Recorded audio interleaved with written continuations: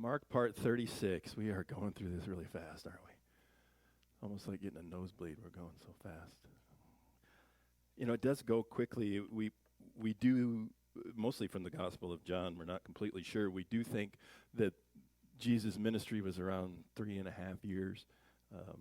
That's not something we're completely sure of. But the timeline, you know, as it goes through, especially in Mark, it just goes really fast and then just slows way down at the last week. And that's kind of where we are now. We spent a lot of time in chapter 14 just because it's really long. But going to chapter 15 today. Again, remember, this is we've talked about it a lot at the welcome and Aaron's prayer and in our songs, that this is what grace looks like. And it takes some time to understand. And I encourage you to continue to read these Gospels, continue to read, obviously, all of the Bible to try to get to know Him better, because you'll find things that you did not see before, depending on where you are in your soul and your heart and your connection to God. And just it is the way to get to know Him best. It's where God has worked. I guess I kind of look at it as like a gem, just a wonderful, perfect gem, and we just, you know, a sermon is just kind of turning a little bit to have you look at it just a little bit different, or maybe see it a little bit more clearly, or maybe a little bit more brilliantly. But this is where the brilliance comes, when the the grace gets worked out. So, verses 1 through 5, we get a new character that we've heard about a little bit. And as soon as it was morning, remember the chief priest had taken him to Caiaphas' house, and we know from other Gospels it's been Annas' house, back to Caiaphas' house. But they held a consultation with the elders and scribes and the whole council, and they bound Jesus and led him away and delivered him over to Pilate. And Pilate asked him, "Are you king of the Jews?" And he answered him, "You have said so." And the chief priest accused him of many things. And Pilate again asked him, "Have you no answer to make? See how many charges they bring against you." But Jesus made no further answer, so that Pilate was amazed. So this next morning, after the consultation, the Sanhedrin, the leaders of the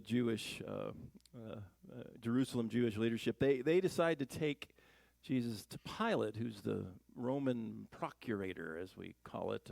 We probably use the word governor. A lot of history there. Give you just a real smidget. You know, Herod was the king or the ruler of, you know, Galilee and up north. One of Herod's sons did not do a very good job after Herod the Great had died. And so Rome eventually put in their own guy. And at this time, it's Pilate. And it's kind of fun. You can go back to Roman historians, and Pilate just happened to be the governor of Judea during this time. So it's nice when things line up, and they usually do. It's interesting. You'll see things, and you don't see it quite as much because after you get bit a number of times, you tend to stay away from the dog, right? Over the last century, you'd get these secular scholars, well, we don't have any evidence of Moses. And then we find evidence of Moses, and then they oops. And then we don't know David even existed. We found that too. And it just keeps coming. And it's like, you know, I think the Bible will stand up on its own and to the scrutiny that's there. So why are they bringing him to Pilate? Well, their main accusation is sedition, which isn't a word we use a lot. At least I don't. It's conduct or speech inciting people to rebel against the authority of a state. So they're saying that he's kind of a revolutionary. That's what they're saying he's doing. And remember, Pilate would have been in a different place. I mean, this is our handy-dandy map. Remember the Garden of Gethsemane? He's come down here that night to the house of Caiaphas. And this Antonia Fortress is where Pilate would have been. And look where that's located. It overlooks the temple. Why do you think they put it there? Because if there's going to be a problem, it almost always happens in here. and so it's a good place to be. It's kind of, I don't think, and you get some pools here. You got the Pool of Siloam, which is down here, kind of a John 9 thing, which was a pool that people went to. It was kind of a Jewish pool. Then they got the pool of Bethesda up here, and that one's probably more of a pagan pool. You can read John 5 if you want to look. Jesus kind of sneaks in there and sneaks back out, because we think it might have been a pool of Asclepius. It was supposed to be a healing pool to pagan deities, so most Jews didn't hang out there much. But this is where, he goes around. He's going to, if you can see, this is where we think Golgotha is, just outside the walls. You'll eventually get there. Actually, chronologically, not very long, but textually, it'll take a little while. We'll get there, but it'll take a bit of time. Now, from Luke, we get the specific charges. They said he was subverting the nation. They said he's opposing paying taxes to Caesar and claims to be the king. Not really, but some of that's partially true. What do they say in the trial? You're supposed to tell the truth, the whole truth, and nothing but the truth. Well, they got partial truths here. That's all we can get. So the night trial didn't give any evidence of sedition. There's just nothing there. But blasphemy is what they really thought he was doing. He was claiming to be the Messiah and maybe even claiming to be deity. Well, he was. They were trying to understand that, which is hard. That would be hard, wouldn't it? You're a Jew, and this guy comes in and he says, "Hey, I'm God." Really? You're God? You better prove it. Well, he kept doing it. A really good way to prove that you're God is not stay dead. Yeah, he did that eventually. So, this is not a charge Rome would care about. They don't give a rip whether you think he's, as long as you don't cause any problems, you can think you're whoever you want, even in our own culture, if somebody thinks they're God, I guess that's okay as long as they don't push it on you. Right? What do we do with people who think they're God? We usually put them in a padded cell or something, don't we? And probably should. But sedition, we're okay. You're trying to incite riots. Well, we don't like that. Rome was an interesting empire at this time. They were let you pretty much worship freely if you just didn't cause any problems. That changed by the time you get to some of the letters, even in the first part of the book of Revelation and the 7 churches, you start seeing what we call emperor worship show up. This was not something that was big at this time. So it became harder to be a Christian or a Jew because they wouldn't do that. But here, as long as you just stay in your lane, they didn't really bother you too much. But if you're going to incite riots, say you're the king and not Caesar. And that caused problems eventually. You know what the main thing that they said that believers would say when they were believers? Jesus is Lord. Well, who's supposed to be Lord? Caesar. So now you got a problem. And that's why a lot of Christians didn't make it very far. So this is kind of where we are with this. And isn't it ironic that Jesus with the very thing he didn't do? It seems like a lot of people wanted him to whoop the Romans and take over the kingdom and get rid of all this stuff, and we get Israel back and all this kind of stuff. And they wanted him to lead a revolution against Rome, at least even some of his own followers. And that's the only thing he didn't do, and that's what they charge him with. It's just kind of ironic, isn't it? And Jesus' answer to Pilate in verse 2 is qualified, obviously, a king. And remember, Mark is usually pretty succinct, and he is here too. If you want to really find out more, what's really cool is we've got back to our little gym. Matthew kind of gives you this view, and Mark gives you this view, and John gives you this view. It's still the same thing. And John gives us a little bit more of this conversation with Pilate. Jesus answers him, "My kingdom is not of this world.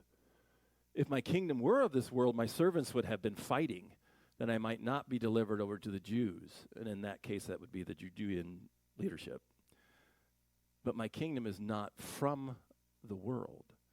Now, be careful with this. People say, well, then we just don't worry about the world. Don't get into politics. Don't get in because, we're above the world. Well, first of all, that's just cocky. It's not humble. But this is about origin. My kingdom is not of this. It's not coming from you guys. It's coming from above. it's more important than you guys. You might not like that. But think about the prayer Jesus taught us to pray. Our Father, who art in heaven, may your name be holy. May your kingdom come. Just up there, though. Keep it all up there. It's not of the world, right? And it's the exact opposite, you know. My kingdom come, your will be done on earth as it is in heaven. So the kingdom might not be of the world, but it's supposed to change the world. But not the way people thought.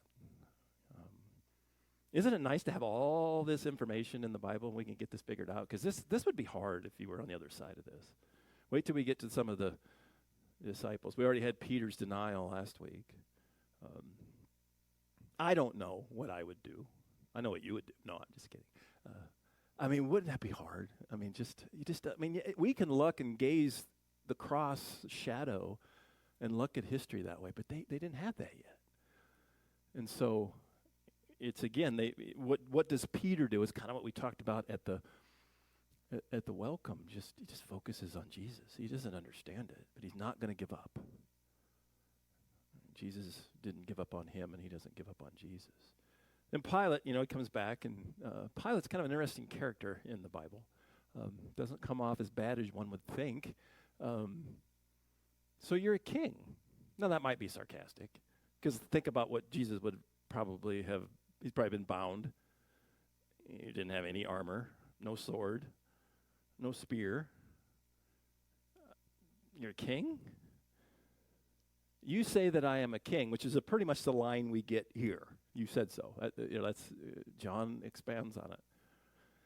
For this purpose I was born, and for this purpose I have come into the world. Now this is good.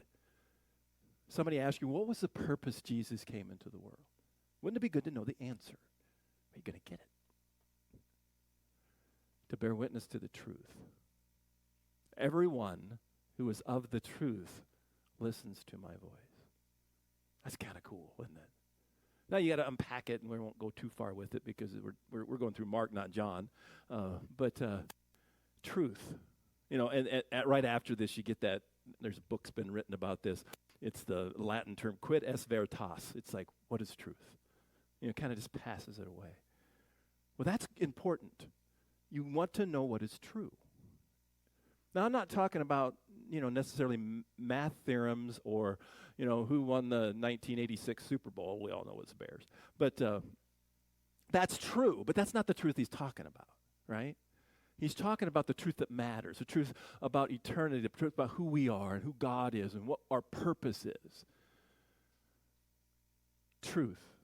Because if none of this is true, you get that out there. People say, well, yeah, the Bible, it's got errors in it, which still haven't found one yet. And it just kind of gives us a feeling of stuff. And it's like, well, that might make you feel good, but that's just mamby-pamby. Nobody likes that. You really going to put your eternal life on a maybe? Really? Don't you want to know what it is? If this is not true, then y'all should go home, right? Or find somewhere else to worship and find the true truth, as Francis Schaeffer would have put it. I hesitate, but no, I don't hesitate because, I do care what you think, but not that much. I remember when I got the first church in Keokuk, that right then came and you guys will know this, came these books, and kids started reading more. And do you remember what the book series was? Harry Potter. Or as they say in the movies, Harry Potter. Say with the Potter, And my kids started reading them, so, I was, being a good dad, or at least an adequate dad, I read them too. It's like, what's in here? Now, I'm not saying they're perfect. That's not the point. J.K. Rowling has some sort of a theistic belief. But one thing I noticed in the books was a quote in the very first one. I don't know if you know much about it. If you want to read it. There's movies. Read the book, whatever you want to do. If you're going to, I suppose I should say read the Bible first. You have to say that disclaimer, But there's absolute in here. And there's a time when this bad guy, who's the Voldemort guy, and Harry, who's kind of the, not perfect by Jesus, but he's kind of the the savior figure to some. It's an allegory. It's a book. But There's a line in there that I thought of that when I was looking through this again yesterday. Voldemort, who's the evil one, clearly evil, says, there is no good or evil, only power. And I think that makes some sense even biblically. I mean, maybe she got it from them. Maybe she got it from this verse. I don't know. But if you take away truth, all you have left is power. And that is scary, depending on who has the power. Now, we believe in one who has both. But truth is more important right now to Jesus than the power part. I mean, he's not doing a power play right now. We'll see the power. Does it take more power to say something kind of sarcastic here, which is what I probably would have done? Or to stay, or to become undead? That's more power. I mean, he showed the power. So that's that everyone, who does that leave out? That's everybody. Everyone who is of the truth listens to my voice. Everyone. And that we find out in the gospel all over the place. Why are we in Mark? Why are we trying to understand? Because this is the Jesus who, if you don't listen to him, you will not find the truth. He said that pretty well in John 14, right? I am the way, the truth, and the life. He is the access point to eternity. And you know, whether you believe that or not is really up to you, right? I think it's true. A lot of you here do too. But again, if you don't, then I wouldn't follow it. But give me some good reasons. Most of the time, the reasons are not good. And if you seek God, you will find him. At least that's what he tells us. It's probably why you're here, right? Yeah, you've already found him or you're looking for him.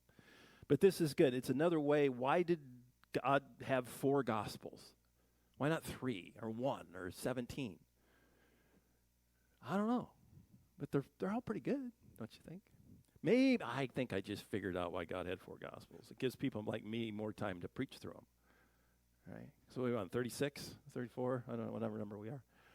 Takes a while. But here's a good example where you can go in, there's just one little itty-bitty sentence, and you go in John, and it's taken further. You know, the Holy Spirit wants us to do that, I think. And I think Pilate's amazed at his silence about, he just said all this stuff, but he's not giving any defense. He could have said, I never said I was going to take over the world. Not the way you're thinking. But he doesn't say that. It's interesting. So then we get Pilate's decision.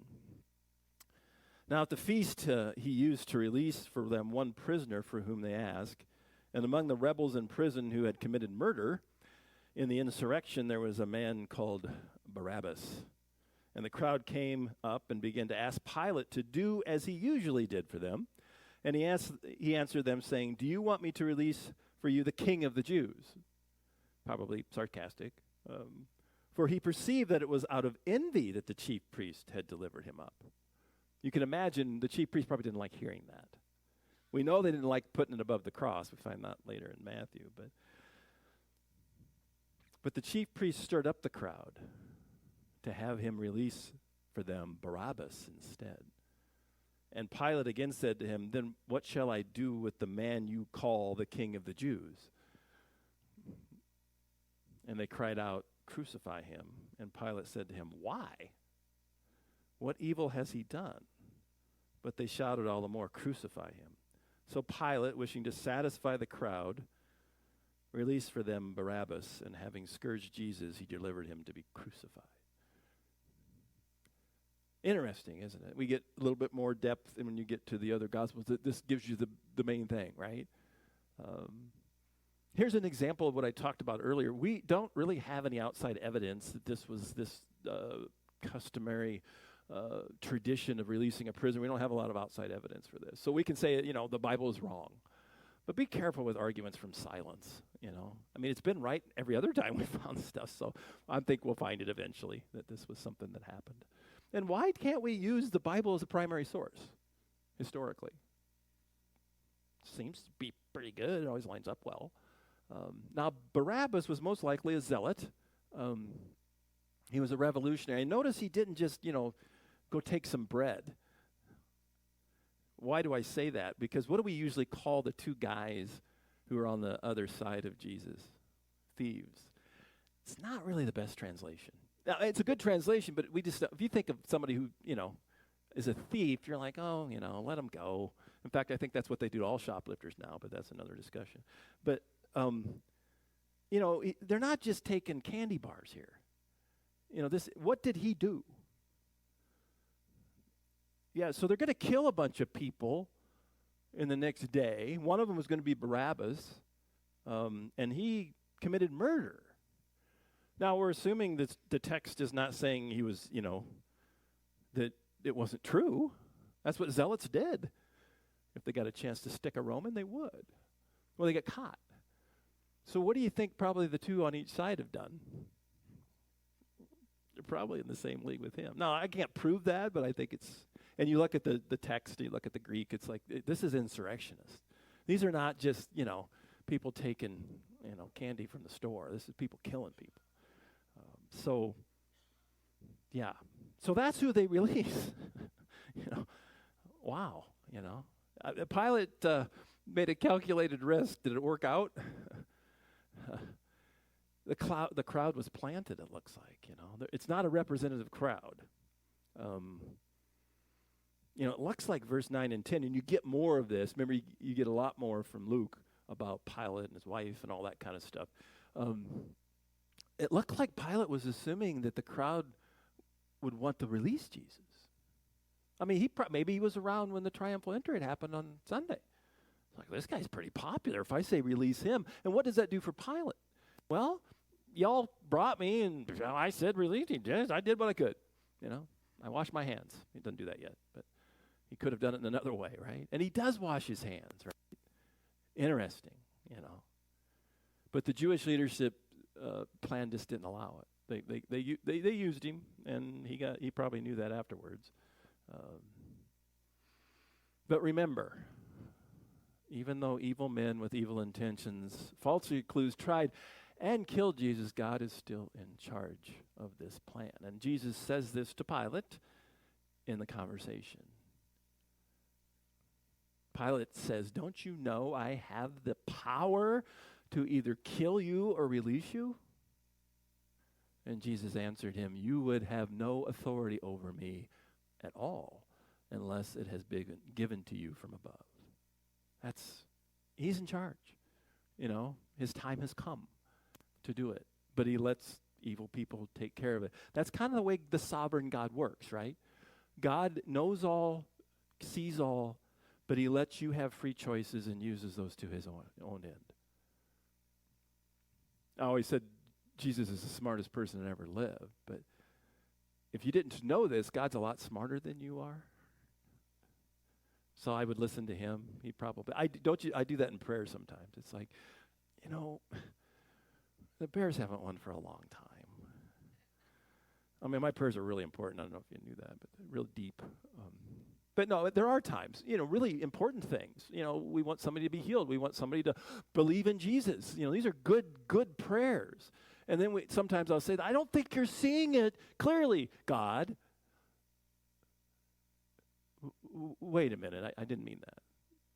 I'm sorry, yes, you're seeing it clearly. Maybe I'm not seeing it clearly, but I still don't like it. And it just keep persisting, that's fine, and hopefully that'll happen. But God's still in charge of all this, and it's hard sometimes when you go through tough times. You have to think about the disciples here. Does it look like God's in charge? Jesus is arrested. At this point, they're probably thinking, well, he's going to get let loose, right? But then you get this. This is just kind of an aside. We'll just hit this real quick. Therefore, he who delivered me over to you has committed the greater sin. People ask, are there sins that are worse than others? Well, it depends on what you mean by that. If it comes to what separates you from God, they're all equal. But when it comes to what your responsibility is, there is a difference. These guys should have known better. They knew the Old Testament. They knew the Messiah was supposed to come. They're supposed to be following the very Yahweh that Jesus is. So it's a greater sin. Pilate's just a useful idiot here. He doesn't, he's just a Roman. I mean, if you want to write a story, maybe he did believe it later. I don't know. We have a lot more. He's a more three-dimensional character than we give him credit for sometimes. Although there's not a lot of baby Pontius Pilates out there, so his namesake didn't go very far. But it seems like he's still getting some measure, trying to get some measure of justice, but his questions about, Jesus trying to defend himself, these go unanswered. And the planted crowd does its job, and it looks like in verse 15, it's a really good verse in a couple of ways. It looks like his main motive is not justice, but avoiding political unrest. He was hoping to maybe do a little both. But look at that first part of verse 15. Be careful with this in your own life. Pilate, wishing to satisfy the crowd. Who are you trying to please? In our culture, you're going to be called a lot of names if you follow the biblical truth that Jesus puts out, especially today. And I don't like being called names any more than anybody else does. And I'm not saying, well, let's be strong and get the name calling going, bring it on. No, I'm not saying that. But again, who are you trying to please? Who's your audience? Are you trying to please God, or are you trying to please man? It's really cool when you have friends that you can do both. That's what the church is for, right? But Pilate was trying to please the crowd. Don't do the same thing unless the crowd's also trying to please God, right?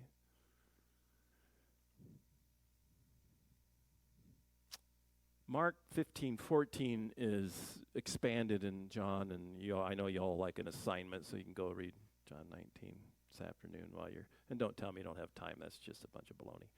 It's only 7 verses. Yeah. The flogging, okay. Verse 16, and the soldiers led him away inside the palace, that is the governor's headquarters, and they called together the whole battalion. And they clothed him in a purple cloth and twisted together a crown of thorns and put it on him. And they began to salute him, "Hail, King of the Jews." And they were striking his head with a reed and spitting on him and kneeling down in homage to him. And when they had mocked him, they stripped him of the purple cloak and put on his own clothes. And they led him out to crucify him. So we get this flogging too. It's brutal. If we go back, we do have a lot of outside sources about what this looks like. It looks like, again, in other Gospels, that in Matthew 27, Pilate's kind of thinking, if I have him flogged, then they'll say, oh man, this is enough. Let him go. That didn't even work. So Pilate comes off, I'm not excusing Pilate, but he's not just a one-dimensional evil guy. He's no Voldemort, to bring in the he's got some soul there. Whether he believed later, who knows. Now, flogging doesn't necessarily precede Roman execution. It would have been done by the Roman guards, but if you want a pretty good rendition of that, you can watch the Passion movie. Disclaimer, it's not fun to watch if you haven't watched. That came out, 20 years ago in there. The Mel Gibson one. That one's pretty bad. It's pretty bad there. But I do caution you, don't watch that. Don't watch it thinking that Jesus had to hurt more for it to save us more. I don't think that's the point. The point is that he went through a lot, I think. It was in flogging and crucifixion served as a deterrent. I've heard that out there today, that that punishment isn't a deterrent. I don't know what world you live in when you say that, not the one I live in. I remember as a little kid in kindergarten, after that third fight and getting spanked, I quit. And the spankings quit, which was cool. So I thought it was a deterrent. Maybe I was just a stupid 5-year-old, but that's the way it goes. It is a deterrent. And you see that in some of the Jesus films where people are walking and they're seeing people crucified along the side of the road. Tends to be a deterrent. So he keeps giving chances. It doesn't happen. We don't know how many people are mocking him here. I mean, a battalion of 600 soldiers, they probably weren't all doing it. But they take the crown off. But you get to Psalm 22, which is almost exactly what happened. And Oh my gosh, can I give you 2 assignments? Is there going to be a test, you're asking, right? Yeah. Psalm 22, at least read the first 9, 10 verses. But get to the end because it gets better. But everyone who sees me mocks me. They sneer and shake their heads at me. And, all this stuff kind of happened. They divide my clothes. They pierce my hands. This sounds very much like what Jesus is going through. Now, some of these very soldiers may have eventually believed. And you go down to verse 39. Surely this is the Son of God, a centurion says. And though they all mockingly kneeled before him, Philippians 2 tells us that every knee shall bow and every tongue confess that Jesus Christ is Lord.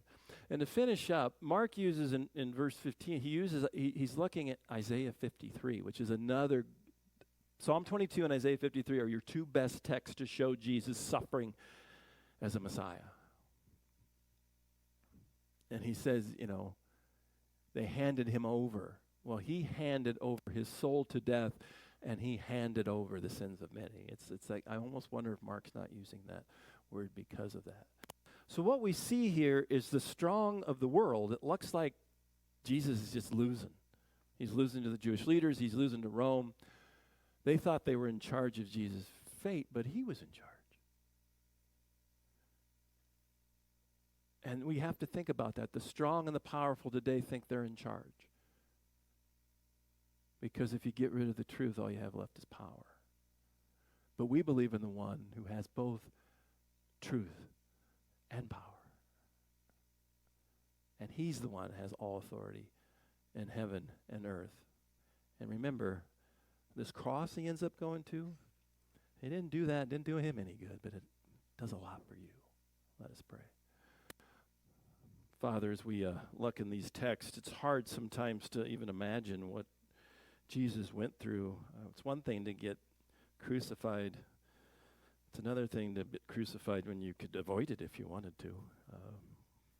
No greater love is this, as we say. We do thank you for that. I pray for each one here to continue to want to know you better through your word, by the power of your Spirit. May we always, always pray your kingdom come on earth as it is in heaven. Amen.